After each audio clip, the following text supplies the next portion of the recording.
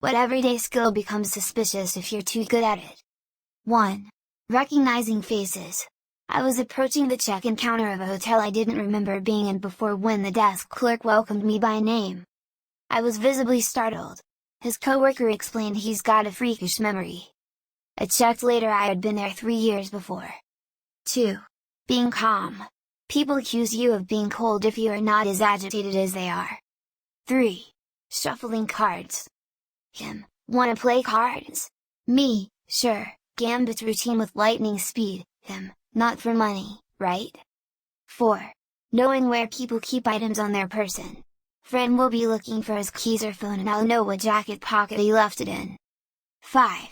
I once had a neighbor catch me while I was taking groceries out of my car and ask if I knew how to open locked doors as they locked themselves out by mistake. Went over to their door, took out a credit card, and shimmied my way in no more than 5 seconds. Probably was bittersweet for them. 6. Walking silently. It's always a good skill to have to be able to be quiet in a moment's notice, but do it too well and you start appearing behind people and freaking them out. How long have you been there? Type things. 7. Being able to quickly convert between ounce and gram. 8. A couple of years ago I locked my keys in my car in a Walmart parking lot. I went in and asked if they could help me. 2 employees came out with a jimmy. The one guy made a bet with the other that he could unlock my car in under a minute. He then proceeded to unlock my car in 15 seconds. I told him thanks, you must have a lot of practice. To which he laughed and walked away. 9. Eavesdropping. I just passively listen to other people a lot when I'm alone, even if I'm doing something else. It gets really embarrassing when you bring up information you heard from their conversation forgetting that you weren't involved, or when you laugh at a joke said by someone across the room. 10. Genuine kindness. My father was such a good soul, and people were suspicious about his kindness sometimes. 11. Tying a noose. At basic training I got tasked to help the drill sergeants create their haunted house battalion competition. Long story. My drill asked if anyone knew how to tie a noose, and I whipped out a perfect one in only a few seconds. He just looked at me and said private. What the fuck? 12. I don't think it's really an everyday skill, but being able to tell somebody by the sound of their footsteps. When friends or family approach my door I know who's about to knock. I love creeping them out by saying come in, name here. 13.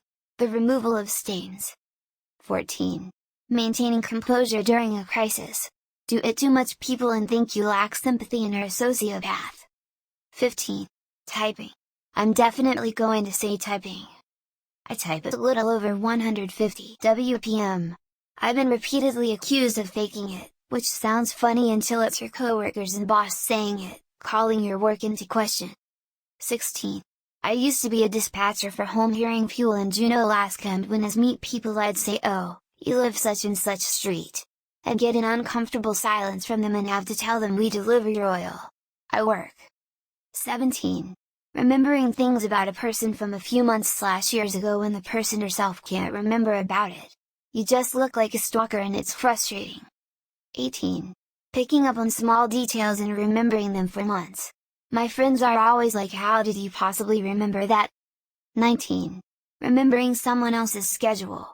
I've had people get a little freaked out when I ask how a specific appointment/task is going when I remember them telling me about it days prior. 20. Mine's isn't so much a schedule but the random little things people tell me about themselves. I got a friend her favorite DVD as a random present and I was like, why are you shocked you told me it was your favorite film like 2 years ago? 21. Not me, but someone I know once mentioned to me back in their high school days, they were suspected of being a snitch because they would always be inclined to leave right before the bust happened. It wasn't that the guy was a snitch. He'd say that sometimes he just got a feeling, or he knew when a party was just dead. Some sort of sixth sense for this. Every time he got around to leaving, his buddies would usually follow suit, since they were usually the ones dealing anyways. 22. Not tying. 23. Cleaning blood from things. 24. Locating children. 25. So by an incidental combination of being a gearhead and at one time the tow truck driver, I'm a little more observant when it comes to cars than most. I also have a knack for numbers and memorize things unintentionally. I've stopped mentioning to people that I saw their car somewhere or other, the movies for example. It's awkward explaining that I know your plate and can spot your POS center from across the parking lot.